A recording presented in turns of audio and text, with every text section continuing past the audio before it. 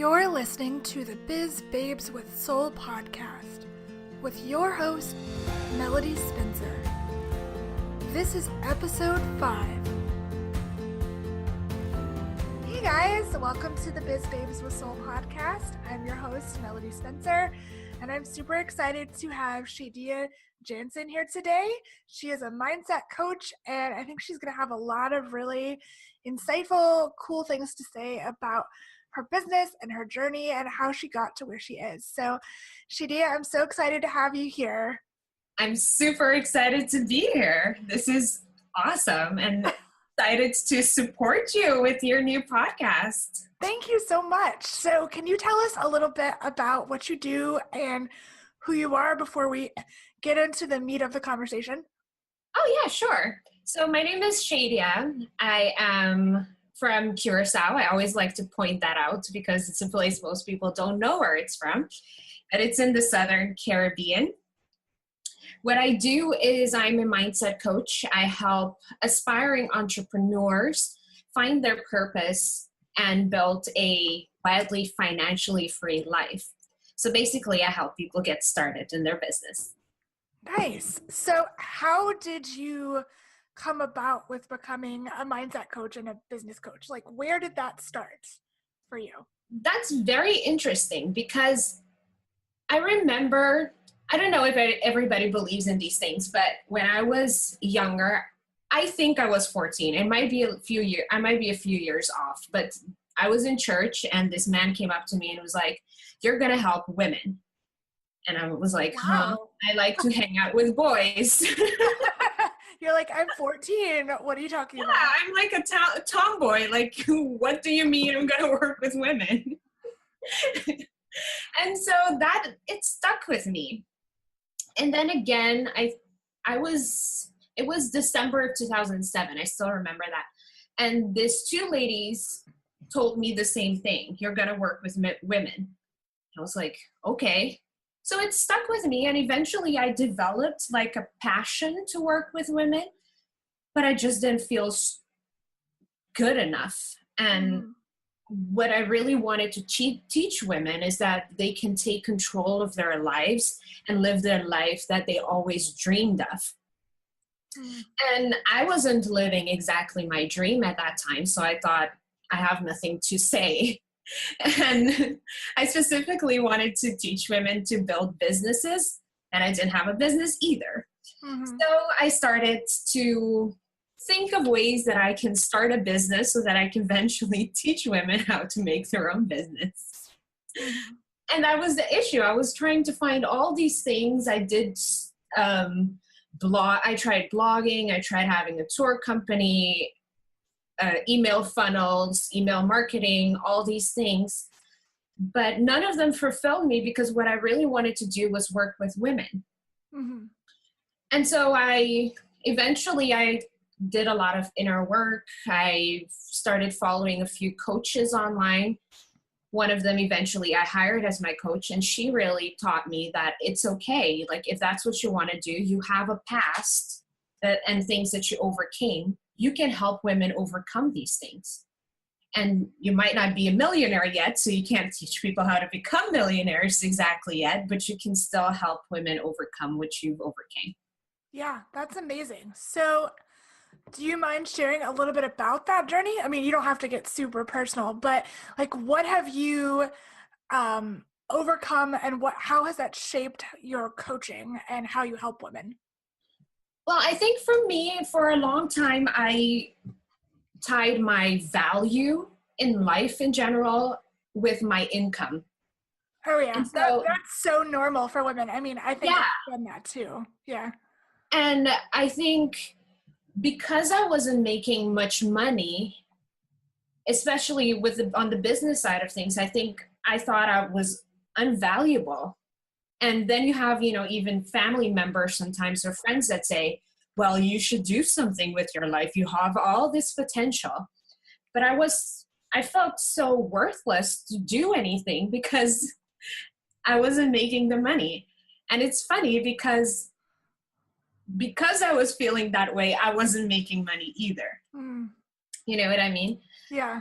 And I worked through a lot of limiting beliefs of worthiness, starting to love myself because I was so hard on myself, almost like I would paralyze myself Yeah. after I did something wrong. So I worked through that. I had to work through money beliefs that, money is abundant and you don't have to stress about it. It flows through your life if you allow it. And things like that. So, and by the way, this is a constant process too, because even today I realize that I have a hard time receiving money. So if I work for something and I get the money, okay, fine. But if somebody gives me something, I have a big problem receiving that. Oh yeah. Yeah. So yeah, those are things that I'm working through now. And it is a constant process of getting rid of these things. That's good to hear, because I feel like so many people think, oh, I do this program or I work with this coach and then I'm all good. I don't have to do it anymore. I don't have to do the inner work anymore. But it's so true. For me, it's been a constant process. Even like yesterday, I woke up and I was like, I don't feel worthy of this. Like, I don't feel like anybody is going to work with me. I don't feel like money is coming to me. And I had to like evaluate that once again. It's an everyday struggle. It's an everyday work. It's an everyday process. Yeah. And that's what I guess a lot of people don't even understand. And I think a lot of people too focus so much on strategy. And they say, you follow this and this and this and you'll be successful. Okay, fine. But if you're fearful of following all of those steps, or if you don't feel confident enough, how on earth are you going to do them? Yeah. And that's what I've been trying to communicate with my clients is that, you can have the best strategy. We can put together an amazing funnel. We can put together an amazing ad campaign. But if you don't really know who your client is, if you don't really believe in your messaging, if you don't believe you can be successful, it's going to fall flat. That's no matter what money or time you put into it, it's going to fall flat. You have to do the inner work to understand yourself and your clients before you can have a successful business. Exactly. And people want to skip that all the time because the inner work doesn't seem to be bringing money, Yeah, and it's not sexy. Like, it's not fun. No. It's not like, oh, I'm going to journal today and do affirmations. I'm going to totally make money doing that. But you can. It just doesn't sound fun and successful, and it's not what everybody's preaching. Like, it's not, like, I'm making $1 million from this one funnel and I'm in Bali, and you know what I mean? Like, that's not the thing that everybody sees. But all the most successful coaches and business women do that inner work. That's the glue that I have found that bonds everybody together, is that they spend time working on themselves. Sure. And another thing that I've noticed too is sometimes, you hear in the news, I don't know, celebrity gossip and all these things, and you hear this person went to meet with this coach or somebody with an alternative way of thinking, and you're like, oh, they do those things because they have money to waste. Yeah. But it's not because they have money to waste. It's because those things help them get the money so they can do more things with their life. Yeah. So in talking about money, have you come against people who are very resistant towards paying to work with you and have a block towards that? And if so, like, what have you done to kind of ease them into making that commitment and that investment into themselves and their businesses? Yeah, of course. I've come to people that have come up on that block. And I think it's because we're not taught that we need to invest in ourselves at all. I mean, I'm sure there are parents out there that teach their children that, but it's very, very few and very, very little. And I think a lot of times when people do not want to invest in themselves, it has to do with that, but it also has to do with the belief that they will follow through. Yeah, because believe it's in true. Like themselves. you can pay for services or coaching or whatever, but if you don't put the work in too, again, it's going to fall flat. Hmm.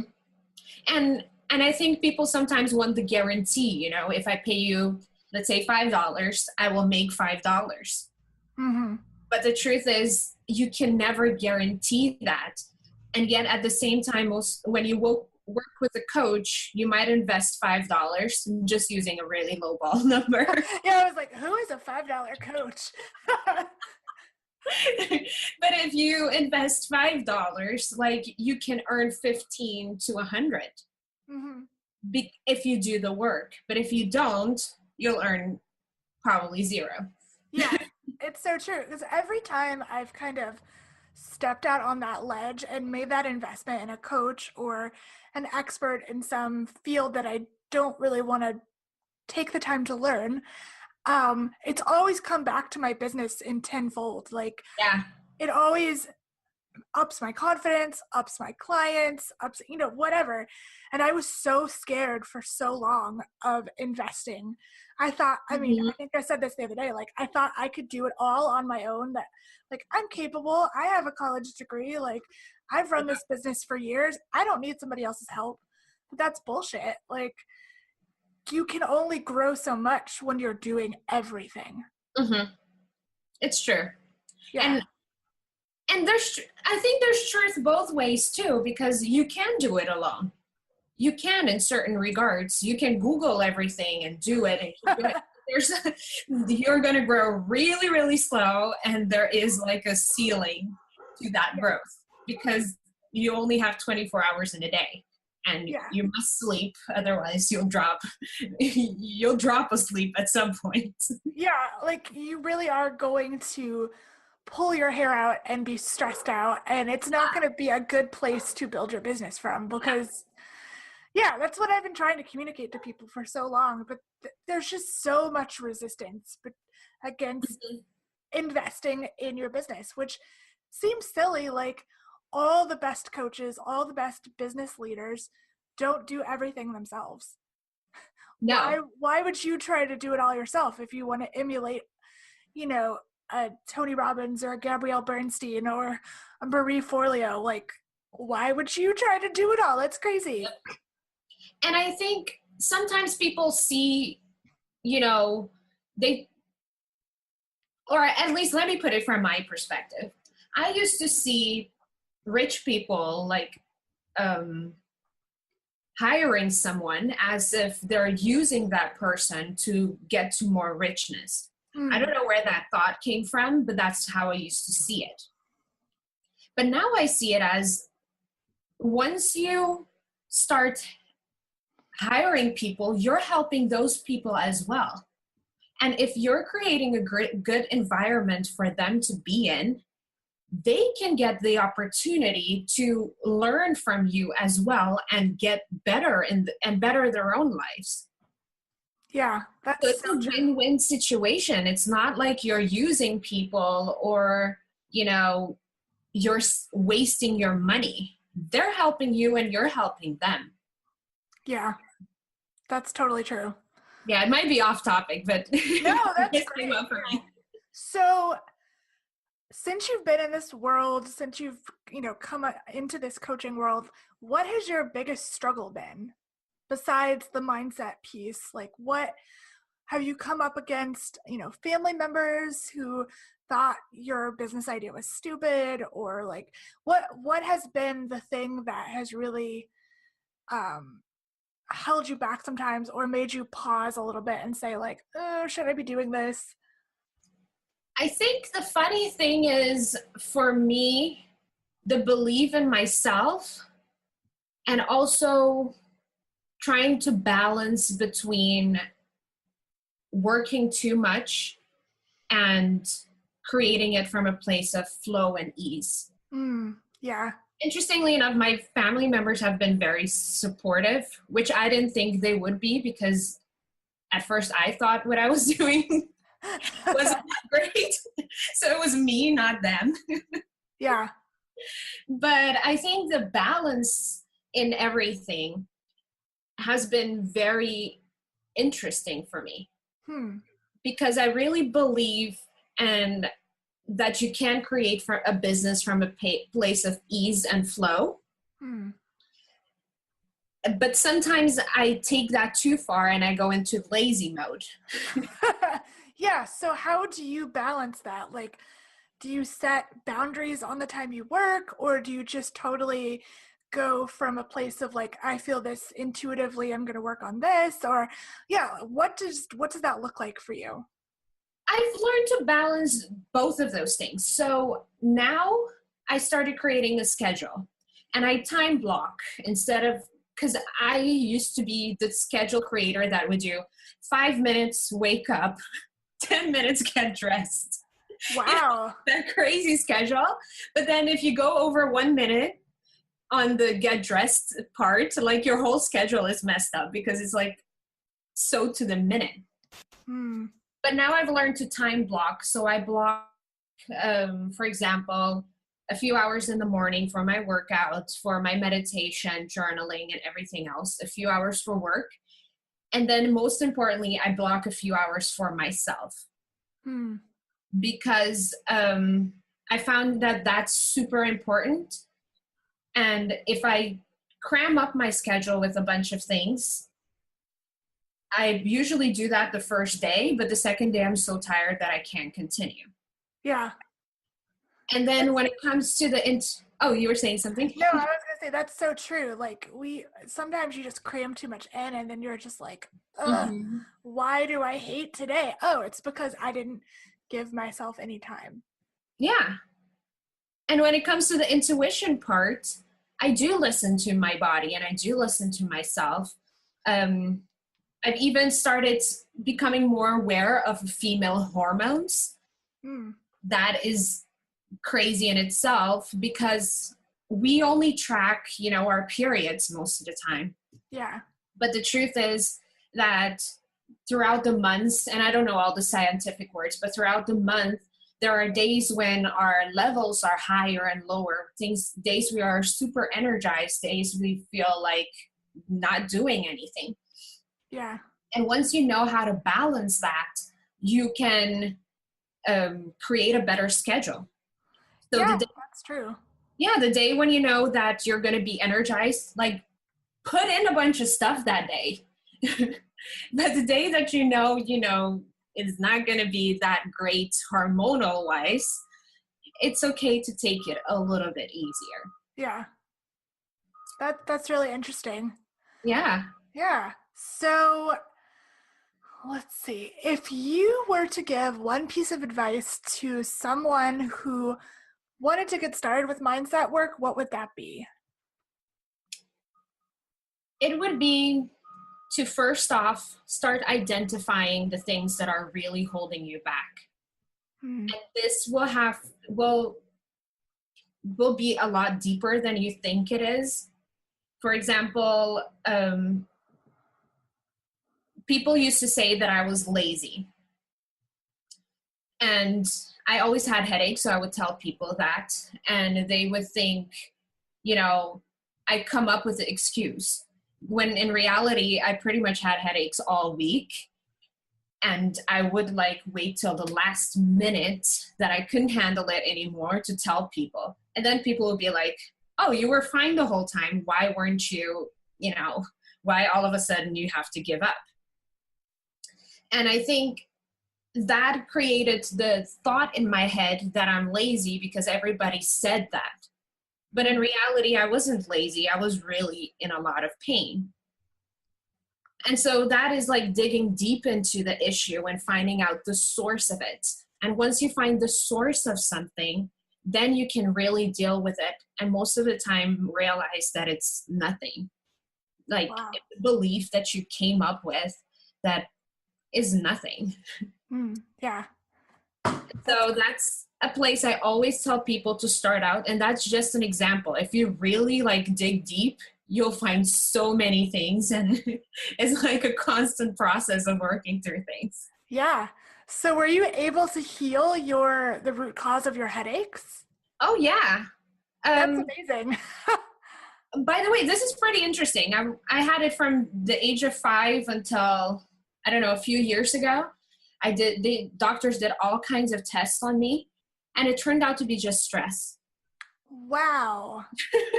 That's crazy. I mean, I don't think people realize the amount of intensity and pain that stress can actually cause. Like, it can cause so many illnesses. Mm-hmm. Wow. So how did you heal that? Was it just through like meditation or journaling, or what was that journey like for you? It's been a combination, but I think how I discovered it was the doctor was like, why don't we send you to therapy? And he was like, I'm sick and tired of hearing about this. Let's just try something to shut you up. And it actually worked. So I went through a physical therapist. I think in America they call it chiropractors. Yeah, chiropractor. Yep. Here everything is therapist. In all the different languages we speak. But yeah, so that's how I started it. And I started massaging myself more and more. But I've noticed that meditation helps dealing with problems instead of just holding on to them really made a difference for me. Yeah, it's amazing how holding on to worry and doubt and stress can manifest itself as chronic pain or um, anxiety or whatever. Like, it's all from the same place. It just shows up on your body differently. Mm-hmm. It does. And now that we're talking about that, even, all these things can also hinder somebody from starting a business. Yes. Because and I have tried it, can you imagine trying to start a business when you're constantly having headaches?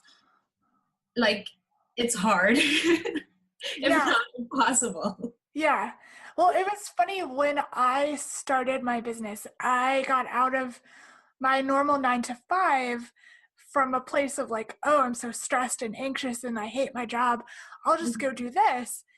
And then I was like, well, why am I still stressed and anxious? I'm not in this job anymore. And it was, oh, I have to deal with my own crap. Like, I have to deal with my own anxiety. Like, that's just going to follow you around. Like, I like to think of it as like almost like a gremlin or a monster that just follows you around. Like, it's not just going to go away magically. Yep. He's always going to be there following you until you deal with it and tell him to go away. And he's probably going to come back. You just have to constantly tell him, go away. Yeah. And I think too, the more you do it, the easier it gets. Yeah, it's true. Yeah. And I feel like I resisted mindset work and meditation and journaling for so long because I thought, oh, that's just like hippie crap. Like, I don't need that. It's stupid. And I had done therapy. Therapy helped. But I thought all that other stuff was just stupid. And then I started doing it and I was like, oh, okay, it does work. It is real. Yeah. Like, nowadays I schedule about, I think it's 4 hours total, but I do a workout, breakfast, meditation, journaling, all that in that time.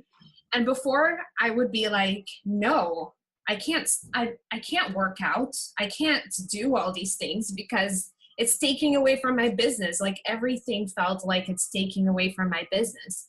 But now I see that it's the thing that is making me grow. Yeah, that's so true. And that's, again, I've been doing this almost 6 years and I'm still in that learning process. I'm trying to get out of that. I have to work hard to be successful. Oh, yeah. I have to constantly be thinking about work to be successful.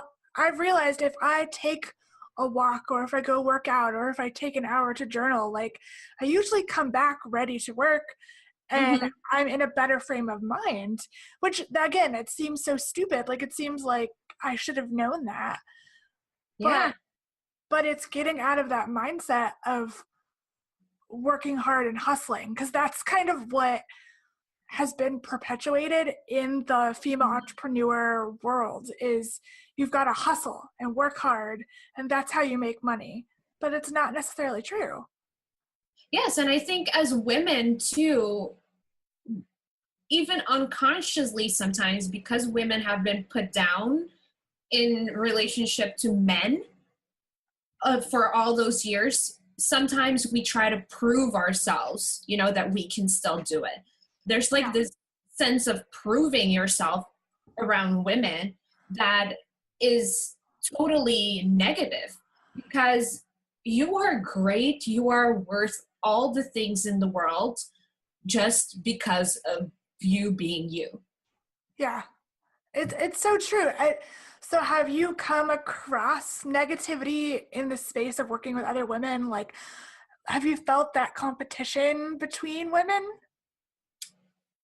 I won't say necessarily that I've clashed in that. Sometimes I feel like, for example, when I post in a group and I share like this beautiful story or I ask a question, I feel like coaches have this thing when they see somebody that needs help and they all jump in to help that person. Oh yeah.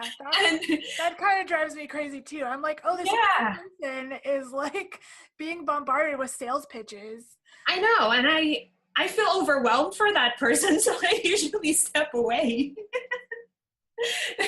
But yeah, I think in that regard, I feel it, but I think that's the mindset of like there's not enough clients sometimes, or I don't know.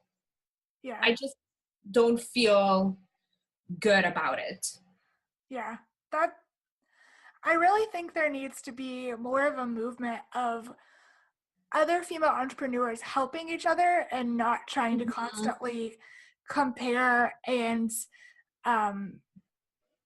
feel like it's this is my client, not your client, like let's fight over this, because it does feel like that in those online spaces. Like everyone's just like, look at me, like buy my stuff. Like it's just a bunch of sales pitches, and it feels gross. I don't know. I agree. I'm kind of over it.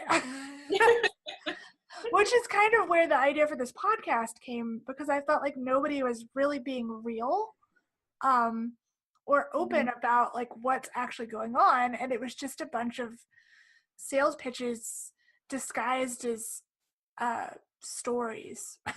Yeah, I think you shared something about that today, right? Yeah, I think so. I just saw it right before I had to come on, so I didn't read the whole thing. But yeah, I'm all about helping others. Like oftentimes I ask coaches, especially because I'm a coach, what do you do? Because if I see somebody in help that needs help and I can't help them, I'm going to recommend them to another coach. Yeah. That to me is very important. Like I have this friend, she's like a spiritual healer. Whenever I hear somebody asking for spiritual healing, I automatically connect them to her, because I can't do that. Like, yeah, I'm not going to say, oh, you don't need spiritual healing. You need mindset work. Like that's not what I will do. Yeah. So for anybody listening who maybe has not started their business yet, but wants to create a daily practice that's going to help alleviate stress, help them just have a better sense of well-being, like what would be one small step for them to start that process?